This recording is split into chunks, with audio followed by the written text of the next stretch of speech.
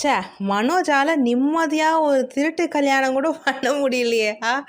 ரொம்ப எனக்கு உண்மையிலே மனோஜ நெனச்சா பாவமா இருக்குது. சரி அவரும் வேற வழி இல்ல. என்னென்னவோ பண்றாரு அவர் லைஃபுக்கோசம். ஆக்சுவலி கல்யாணம் நடக்குமா? இல்ல என்ன ஆகும்? அப்படின்னு நான் வந்து யோசிச்சுட்டு ப்ரமோவ பார்த்தா தெரிஞ்சு போச்சு. சத்தியமா நடக்க போறதில்ல. ஏன்னா, மனோஜ் என்னன்னா இப்போ கல்யாணம் ஆகி டிவோர்ஸ் பண்ணிட்டு கல்யாணம் பண்ணா ஓகே. டிவோர்ஸ் பண்ணாமலே அவர் இந்த மாதிரி பண்ணுறாருன்னு சொல்லும்போது, அதுவும் கேட்ரிங்கு ஸ்ருதி கேட்ரிங் அவங்க ஸ்ருதியும் ரவியும் வந்துட்டாங்க. டெக்கரேஷன்னு மீனா. ஸோ மீனா முத்துவும் வந்துட்டாங்க. அதே மாதிரி மேக்கப்பு ரோகிணியும் வந்துட்டாங்க.